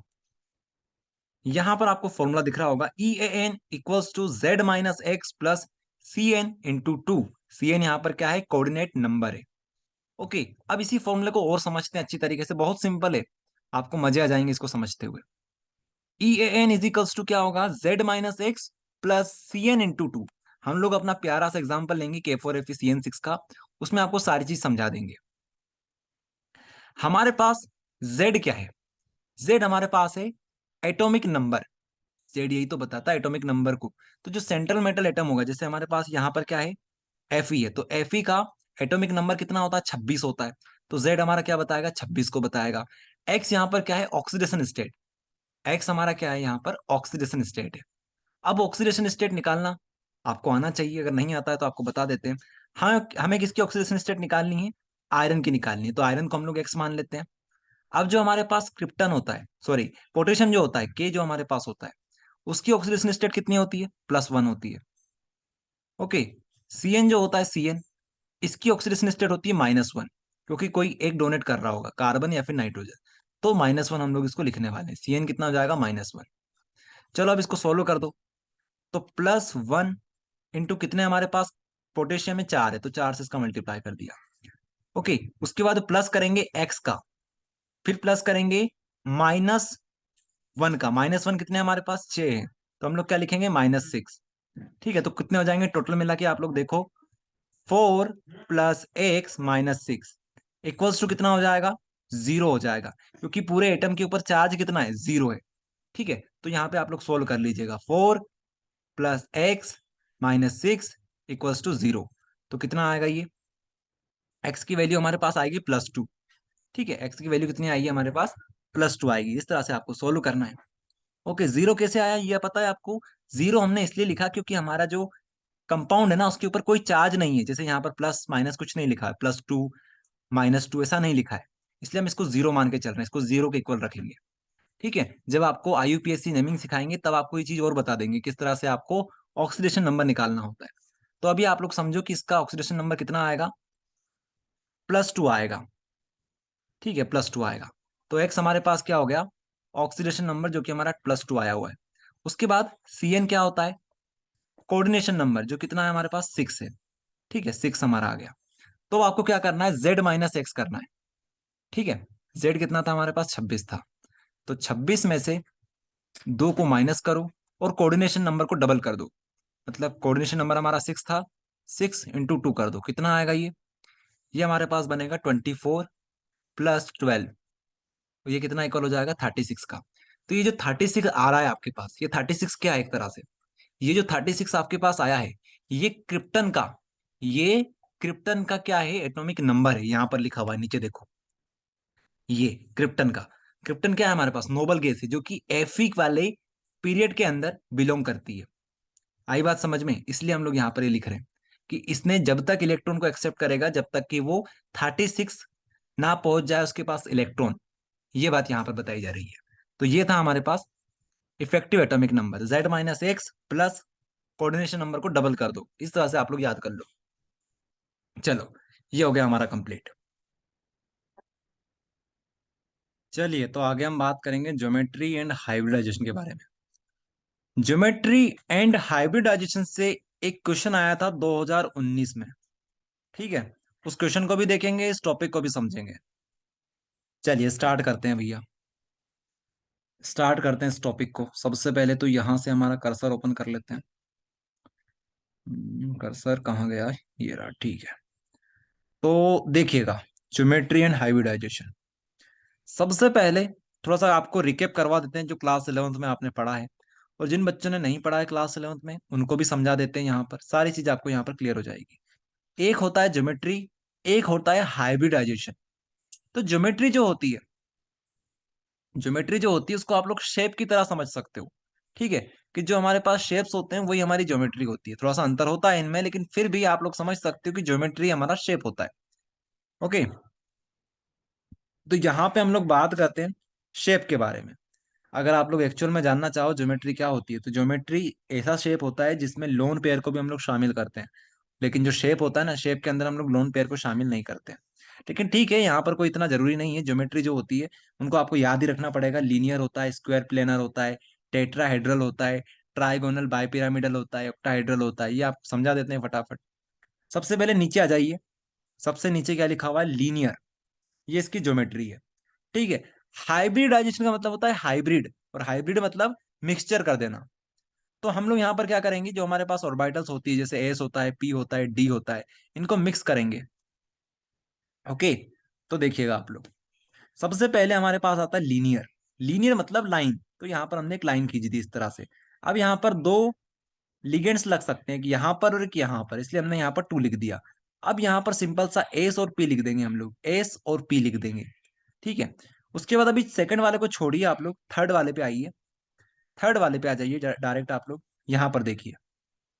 ठीक है, यहाँ पर टेट्राहेड्रल लिखा हुआ है। क्या लिखा हुआ है यहाँ पर, टेट्राहेड्रल, और कुछ इस प्रकार का शेप बना हुआ है। ठीक है, तो इसको आप लोगों को समझा देते हैं। तो देखिएगा, अगर आप लोग इसको कुछ इस तरह से बनाओगे तो ये आपको पास क्या देखने को मिलेगा, टेट्राहेड्रल देखने को मिलेगा। ठीक है, टेट्राहेड्रल, 4 साइड इसकी हो जाएगी। 4 यहाँ पर हमने लिख दिया। अब 4 लिखा है तो आपको क्या करना रहेगा, एस लिखना है, पी लिखना है, और 4 का एक कम कर देना, मतलब यहाँ पर 3 आ जाएगा। एक एस का रहेगा, 3 पी के रहेंगे, तो हम लोग बोलेंगे SP3, तो 4 हो जाएंगे पूरे मिलाकर। उसी तरीके से यहाँ पे आ जाइए 5 के लिए, तो 5 के लिए कुछ इस प्रकार का शेप बनता है। इसको बोलते हैं ट्राइगोनल। ये ट्राइगोनल बन गया हमारा कुछ इस प्रकार से। ये ट्राइगोनल हो गया हमारा, ट्राइगोनल। और ऊपर बना देंगे पिरामिड। ये एक पिरामिड ये बन गया, एक नीचे पिरामिड बना दो, इस तरीके से एक पिरामिड नीचे बना दो। ठीक है, तो क्या बन जाएगा, ट्राइगोनल बाई पिरामिडल, 2 पिरामिड यहाँ पर बनते हैं। अब यहाँ पर 5 लिगेंड्स लगा सकते हो आप लोग, इसलिए हम लोग यहाँ पे बोलेंगे S P3 और D। ठीक है, यहाँ पर 3 क्या बता रहा है कि 3 इसके पास p ऑर्बिटल्स है। ठीक है, p के 3 बॉक्स बनते हैं हमारे, कुछ इस प्रकार से। ठीक है, तो आप लोग यहाँ पर 3 लिख सकते हो। उसके बाद यहाँ पे आ जाइए ऑक्टाहेड्रल के ऊपर। ऑक्टाहेड्रल जो होता है हमारा, वो किस प्रकार से होता है? ऑक्टाहेड्रल कुछ इस प्रकार का दिखता है। तो ऑक्टाहेड्रल क्यों बोलते हैं वो समझो अभी आप लोग। इसकी 8 साइड आप लोग बना सकते हो, 8 साइड से आप लोग इसे देख सकते हो। ठीक है, ये देखिए, कुछ इस तरीके से आप लोग बना सकते हो, इस तरीके से। नीचे भी आप लोग बना सकते हो कुछ इस प्रकार से। ओके, तो आप लोग समझ सकते हो यहाँ पर 8 फेसेस आपको देखने को मिलेंगे, इसलिए इसको बोलते हैं ऑक्टाहेड्रल। ठीक है, अब यहाँ पर कितने सारे लिगेंड्स लग सकते हैं? तो यहाँ पर 6 हो जाएंगे लिगेंड्स हमारे, तो इसलिए हम लोग बोलेंगे इसको 6। अब 6 को आप लोग बना सकते हो, हाइब्रिडाइजेशन क्या बनेगी इसकी? sp3, तो कितने होंगे? 4। 4 और डी में दो दो जोड़ दो तो कितने हो जाएंगे? 6। तो इसकी हाइब्रिडाइजेशन हो जाएगी। अब ये जो फोर्थ वाला है इसको आप लोग याद कर लीजिए। ठीक है, थोड़ा सा एक्सेप्शन यहाँ पर आपको देखने को मिलेगा, स्क्वायर प्लेनर। तो यहाँ पे एक स्क्वायर आपको देखने को मिलेगा कुछ इस प्रकार से, तो स्क्वायर बोलेंगे इसको हम लोग। ओके, यहाँ पर 4 हमारे लिगेंड्स लग सकते हैं और ये आपको याद रखना पड़ेगा, DsP2। चलो, ये खत्म हुआ हमारा। आगे बढ़ते हैं।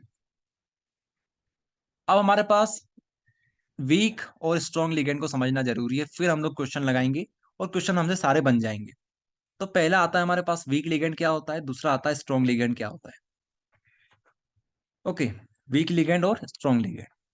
तो वीक लिगेंड वो लिगेंड्स होते हैं जिनमें डोनर एटम कौन होता है हमारा?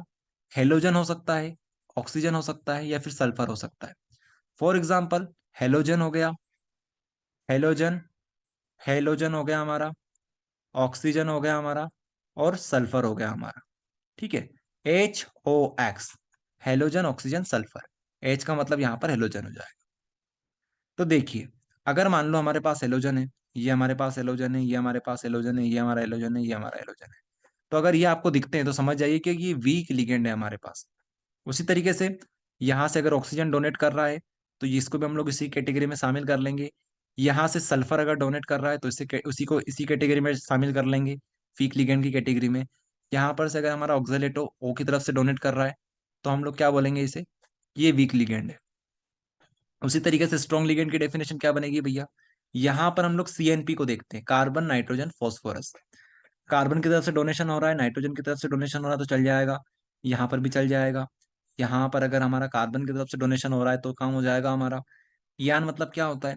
इथाइलिन डायामीन, तो ये भी चल जाएगा क्योंकि यहाँ पर नाइट्रोजन कार्बन होते हैं, तो किसी तरफ से भी डोनेशन करवाओगे तो काम हो जाएगा। यहाँ पर नाइट्रोजन से काम हो जाएगा। यहाँ पर EDTA में फिर से वही आ जाएगा हमारा, कार्बन नाइट्रोजन। तो स्ट्रॉन्ग और वीक लिगेंड ये होते हैं। अब आप लोग सोचोगे इनका काम क्या है, अब आपको समझ में आएगा काम। ये देखो, अब लगाएंगे हम लोग क्वेश्चन। एग्जाम में किस तरह से क्वेश्चन आता है? क्वेश्चन आएगा FeCl6, ये यहाँ पे। इसमें आप लोग बताइए, इसमें आप लोग बताइए क्या इसकी ज्योमेट्री बनेगी और क्या इसकी हाइब्रिडाइजेशन रहेगी, वो आपको बताना है। देखिए, FeCl6, तो हम लोग एक काम करते हैं, यहाँ पे लिख लेते हैं FeCl6, और यहाँ पर ब्रैकेट जो हमारे होते हैं कोऑर्डिनेट स्फेयर, इसके ऊपर लगाएंगे 3 माइनस। अब इसको सॉल्व करेंगे हम लोग, इसको हम लोग सॉल्व करेंगे। तो सबसे पहले तो हमें सेंट्रल मेटल एटम जो हमारा Fe है, Fe का क्या निकालना है हमें भैया? Fe में हमें इसकी ऑक्सीडेशन स्टेट निकालनी है कि इसकी ऑक्सीडेशन स्टेट कितनी है। तो ऑक्सीडेशन स्टेट निकालने का सिंपल सा फंडा ये है कि ये जो आपका फॉर्मूला है, इसमें Fe को मान लो x, फिर प्लस का साइन लगाओ, फिर Cl देखो, Cl की ऑक्सीडेशन स्टेट कितनी होती है? तो -1 होती है। उसके बाद फिर देखो कि हमारे पास कितने सारे लिगेंड्स हैं, तो 6 हमारे पास लिगेंड है, मतलब कोऑर्डिनेशन नंबर हमारा 6 है। उसके बाद फिर से प्लस लगाओ, फिर देखो आगे कुछ है क्या? नहीं है, तो फिर प्लस हटा दो, आगे कुछ नहीं है हमारे पास। अब लगाओ इक्वल टू का साइन। अब देखो चार्ज, इस पूरे कोऑर्डिनेट स्फीयर के ऊपर चार्ज कितना है? तो -3 है, तो हम लोग यहाँ पर -3 लिख देंगे। ओके, इतनी बात आपको समझ में आ गई। इसको अब आप लोग सोल्व कर लीजिए। यहाँ पे आ जाएगा x, ठीक है, इक्वल्स टू आ जाएगा यहाँ पर -3 +6 इक्वल्स टू +3। तो इसकी जो ऑक्सीडेशन स्टेट बनेगी वो कितनी बनेगी? +3। तो हम लोग लिख सकते हैं Fe3+। अब Fe3+ का मतलब क्या होता है वो समझो आप लोग। Fe3+ का मतलब है कि इसने 3 इलेक्ट्रॉन को डोनेट कर दिए। इसने 3 इलेक्ट्रॉन को क्या किया भैया? डोनेट कर दिए। तो Fe किस नंबर पे आता है, बनाकर देखते हैं। साइंस टीचर विनीता, कुमारी, मैडम, फेविकोल को नहीं छूना जनाब। तो फेविकोल Fe यहां पे आता है। ठीक है, scandium, titanium, vanadium, chromium, manganese, iron. अब इसका हमें क्या देखना है, एटॉमिक नंबर देखना है कितना होता है। तो यहाँ पे होता है इसका 21, यहाँ पे होता है 22, यहाँ पे 23, यहाँ पे 24, यहाँ पे 25, यहाँ पे 26। इस तरीके से आपको भी करना है एग्जाम में, ये चीज आपके लिए करवा रहे हैं हम लोग। अब 26 है, तो 26 में आपको बताना है कि इसके पास कितने इलेक्ट्रॉन है। ओके, यही तो होता है। यहाँ से हम लोग स्टार्ट करते हैं स्कैंडियम से। स्कैंडियम के पास कितने होते थे, स्कैंडियम के पास हमारे पास होते डी में एक, ठीक है, और एस में कितने होते थे, दो होते थे, मतलब इसके पास टू से स्टार्ट होता है। तो यहाँ पे हो जाएगा थ्री। ठीक है, थ्री से यहाँ से स्टार्ट होता है, तो थ्री इसके पास है, four, five, six, seven, eight. ठीक है, एफई में कितने इलेक्ट्रॉन्स हो जाएंगे हमारे, एट इलेक्ट्रॉन्स रहेंगे, एट इलेक्ट्रॉन्स रहेंगे। तो आप बना सकते हो 4s2, 5p, कितने बज गए, सात। ठीक है, सात नहीं बोलेंगे, छह बज गए, तो छह यहाँ पे फिल कर दो, ये हमारा बनेगा। यहाँ पे फाइव नहीं आएगा, वेरी सॉरी, यहाँ पर थ्री आएगा। ठीक है, करवा चुके हम लोग, जब आपको पढ़ाया था हमने डी ब्लॉक एलिमेंट। तो 4s2, 3p6, ये हमारी क्या बनेगी, हमारी इसकी इलेक्ट्रॉनिक कन्फिग्रेशन बनेगी। तो अब इसमें से हमें कितने इलेक्ट्रॉन माइनस करने हैं, तीन इसने डोनेट किए हैं, तो तीन को माइनस कर दो। अरे तीन को माइनस कर दो, तो आठ। अब तीन को कैसे माइनस करेंगे, सबसे पहले तो एस के खत्म करो, एस में से दो निकाल लो, और अभी भी एक हमारे पास कम पड़ रहा है, तो पी में से निकाल लो एक। तो क्या बचेगा, 3p5, और यहाँ पे बचेगा 4s0, 4s0। तो इसकी इलेक्ट्रॉनिक कन्फिग्रेशन कुछ इस प्रकार की आएगी। ठीक है, यहाँ पर कुछ इस प्रकार की आएगी। अच्छा, वेरी सॉरी, वेरी सॉरी, एक बहुत बड़ी गलती हो गई हमसे। यहाँ पर पी नहीं आएगा, यहाँ पर पी नहीं आएगा भैया, डी आएगा। ठीक है, पी को डी बना दिया हमने, लेकिन कोई बात नहीं, यहाँ पर डी कर लो। ठीक है, अरे डी ब्लॉक एलिमेंट पढ़ रहे हैं, पी कहाँ से आ गया। आप भी इस चीज पे ध्यान दिया करो, काफी बच्चों ने तो कमेंट कर दिया होगा कि सर आपने पी की जगह पर डी लिख दिया, सॉरी डी की जगह पर पी लिख दिया। तो कोई बात नहीं, समझा दिया आपको, यहाँ पर डी आएगा। ओके, कभी कभी बड़े बड़े शहरों में छोटी मोटी बातें होती रहती है, छोटी मोटी गलतियां चलती रहती है। बड़ी बात यह है कि उससे गलती को जितना जल्दी हो सके सुधार लो, तो हमने सुधार लिया भैया। ओके, तो 3D5 यहाँ पे हो गया, बात खत्म। अब बात खत्म यहाँ पर नहीं हुई, आपने क्या बोला है, 3D5, 4s0, 4s0। अब 4s आ गया है, तो इसका मतलब क्या है, इसके पास 4s0 है, इसका मतलब इसका 4p भी होगा, इसके पास 4d भी होगा। ठीक है, ये इसके पास होगा, मतलब जीरो जीरो इसके पास पड़े हुए हैं। मतलब जैसे ही आपने फोर लिखा ना, तो फोर की लाइन पूरी बन चुकी है, एस भी आ गया, पी भी आ गया, डी भी आ गया। ओके, जैसे आप लोग मान लो लैपटॉप लेने जाते हो, आप लैपटॉप लेने जाते हो, बोलते हो सबसे क्या हो कि हमें लैपटॉप लेने जा रहा हूँ, लेकिन लैपटॉप के साथ आप लोग क्या क्या चीजें लाते हो, बहुत सारे लोग माउस लेके आते हैं, उसके अलावा लैपटॉप के साथ चार्जर भी आएगा ही आएगा। ठीक है, उसकी जो डॉक्यूमेंट्री है वो भी साथ में आएगी, पुस्ता वगैरह उसका आएगा, बहुत सारी चीजें उसके साथ आएगी। तो लेकिन हम बोलते तो सिर्फ लैपटॉप ही है कि लैपटॉप लेने जा रहे हैं। तो यही बात यहाँ पर है, जैसे ही आपने 4s बोला, तो इसके साथ 4p भी आएगा, 4d भी आएगा। ठीक है, जब भी तो हम लोग बोलते हैं वैकेंट डी ऑर्बिटल, कि इसके पास वैकेंट डी ऑर्बिटल होता है। इसके पास डी ऑर्बिटल क्या होता है, खाली होता है, ये देखो। चलो, तो इतनी बात हमें समझ में आ गई कि 4s भी आएगा इसके साथ, 4p भी आएगा, और जरूरत पड़ी तो 4d भी आ जाएगा इसके पास, 4d भी जीरो रहेगा। अब सारी चीज क्लियर कर लेते हैं, सारी चीज यहाँ पर हमने समझा दिया आपको। अब सिर्फ यहाँ पे फोकस करना है, तो हम लोग इसे अब फिल करेंगे। ठीक है, पांच हमें डी, डी में हमें पांच इलेक्ट्रॉन को फिल करना है। तो हम पहले डी बना लेते हैं अपना, एक दो तीन चार पाँच, ये हमारा डी बन गया। ठीक है, 3D बन गया ये हमारा। इसके बाद हमें 4s बनाना है, 4p बनाना है, 4d बनाना है। ये तो सब खाली खाली है, ये भी खाली है, ये भी अपना भैया खाली है, और ये 4d जो हमारे पास आया हुआ है ये भी खाली है। ठीक है, तीन, एक तीन और दो पांच, ये बन गया। अब देखो, अभी क्या होगा, पांच इलेक्ट्रॉन फिल करने हैं, एक यहाँ पर, दो, तीन, चार, पांच इलेक्ट्रॉन हमने फिल कर दिए, पांच इलेक्ट्रॉन हमने क्या करे, फिल कर दिए। अब यहाँ पे आपको थोड़ा रुकना है, अब रुक के आपको चेक करना है, यहाँ पे आपको चेक करना है, ये जो आपका लिगेंड है, ये वीक लिगेंड है कि स्ट्रॉन्ग लिगेंड है, वो देखना है आपको। तो क्लोरीन हमारे पास क्या होता है, हेलोजन होता है, और हेलोजन क्या होता है आपको बताया था, हेलोजन, ऑक्सीजन और सल्फर क्या होते हैं हमारे पास, वीक लिगेंड होते हैं। तो वीक लिगेंड है, तो कुछ नहीं करना, जैसा है वैसा का वैसा छोड़ दो, कुछ भी नहीं करने की जरूरत है, यहाँ पे आप लोग छोड़ दो। अब जो आपके पास लिगेंड की संख्या वो देख लो कितनी है, छह है। छह, वीक के केस में कुछ नहीं करना है, कमजोर को कितना मारोगे? कमजोर आदमी को कितना मारोगे? तो कमजोर में कुछ नहीं करना है आपको, कमजोर में आपको यहीं पर छोड़ देना है। बाकी स्ट्रॉन्ग आएगा तब हम लोग देखेंगे आगे की कहानी। तो बस अब आप लोग ये करो कि यहाँ पर कितना है, 6 लिखा हुआ है। 6 के हिसाब से आप लोग बक्से गिन लो अपने। एक तो ये बक्सा, 1 2 3 4 5 6, 6 हमारे बक्से तैयार हो गए यहां से लेकर यहां तक। ठीक है। तो अब इन बक्से जो तैयार हुए हमारे पास उनको बनाओ जरा, ऑर्बिटल्स को बनाओ। हमारे पास 4s है, 4p है और 4d है। जरा देखो 4s में कितना है हमारे पास, 4s 1 है हमारे पास, 4p हमारे पास 3 है, 4d हमारे पास 2 बक्से खाली मिले हमें। तो हम लोग बोल सकते हैं sp3d2, sp3d2। और ये हमारे पास क्या आ गई है, ये हमारे पास आ चुकी है हाइब्रिडाइजेशन। ये हमारे पास हाइब्रिडाइजेशन आ चुकी है। अब इसके हिसाब से आपको क्या बनाना है, अब इसके हिसाब से आप लोग ज्योमेट्री बना लो। ज्योमेट्री आपको पता होनी चाहिए कि sp3d2 के लिए क्या बनती है, ऑक्टाहेड्रल बनती है। यहां पर देख लो, ये आपको इसलिए सिखाया था हमने ये चीज। ठीक है। sp3 sp3d2 जो है हमारे पास, इसको आप d2 sp3 भी बोल सकते हो। इसके लिए ऑक्टाहेड्रल बनेगा, यहाँ पर ऑक्टाहेड्रल बनेगा। तो यहाँ पर जो ज्योमेट्री आएगी वो ऑक्टाहेड्रल यहाँ पे आ जाएगी। चलो अगला सवाल सोल्व करें। तैयार हैं आप लोग सभी? ये देखिए, अब इसको हम लोग डायरेक्ट करवाएंगे। ये कॉपर है हमारे पास, सॉरी कोबाल्ट है। NH3 लिखा हुआ है, 6 लिगेंड यहाँ पे लगे हुए हैं, +3 यहाँ पर चार्ज है। सबसे पहली स्टेप क्या करोगे, सबसे पहली स्टेप है कि जो हमारे पास सेंट्रल मेटल एटम है उसकी क्या निकाल लो, ऑक्सीडेशन स्टेट निकाल लो। तो कितनी आएगी ऑक्सीडेशन स्टेट यहाँ पर, यहाँ पर +3 आएगी। आप लोग करके देखिएगा, यहाँ पर +3 आएगी ऑक्सीडेशन स्टेट इसकी। तो ऑक्सीडेशन स्टेट इसकी +3 आ गई। अब क्या करना है हमें, अब हमें क्या करना है, अब हमें देखना है ये इसकी जो इलेक्ट्रॉनिक कन्फिग्रेशन है वो कैसी होती है। तो देखिए, स्कैंडियम, टाइटेनियम, सक्टिव, कर्मन, फीको, निको, जन, फीको निको जन।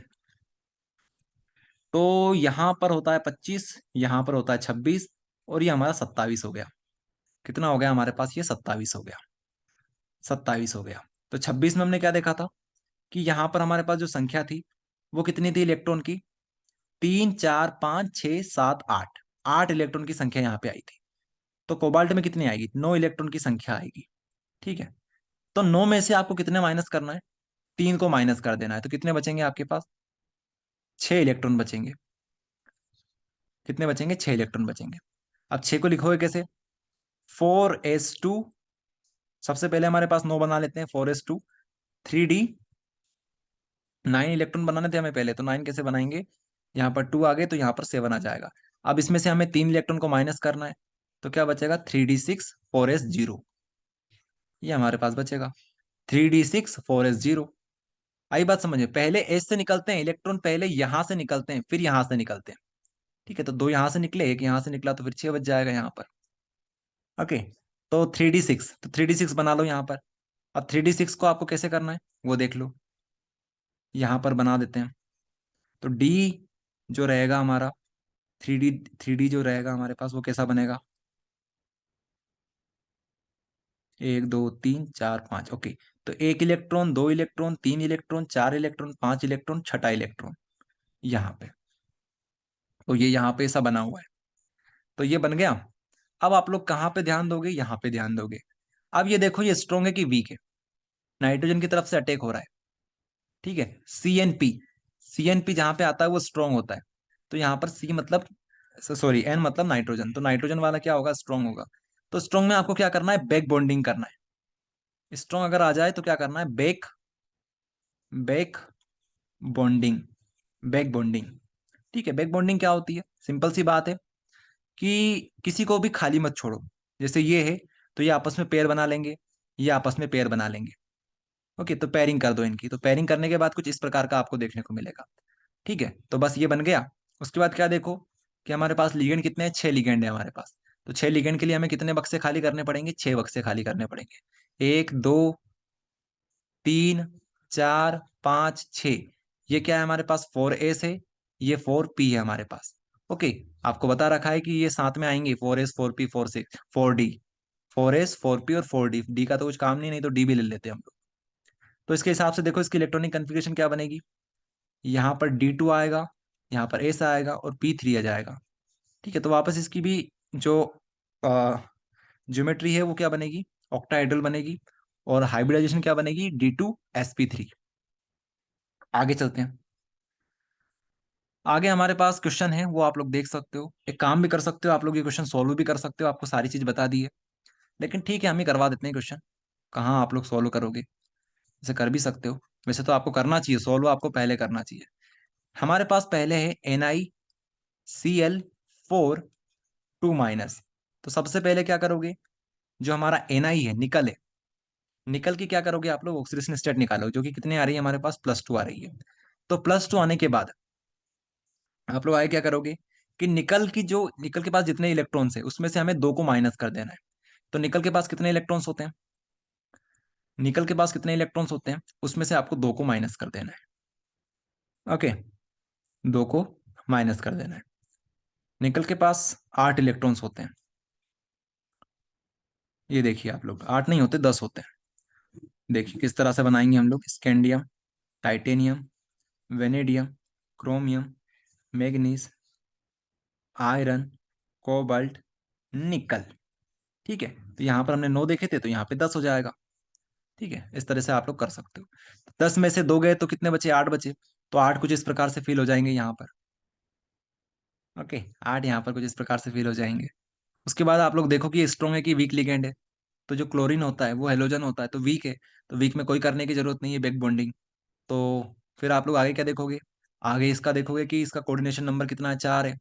तो 4 बॉक्स खाली कर दो इसके लिए, 1 2 3 4। तो sp3 इसकी हाइब्रिडाइजेशन बनेगी।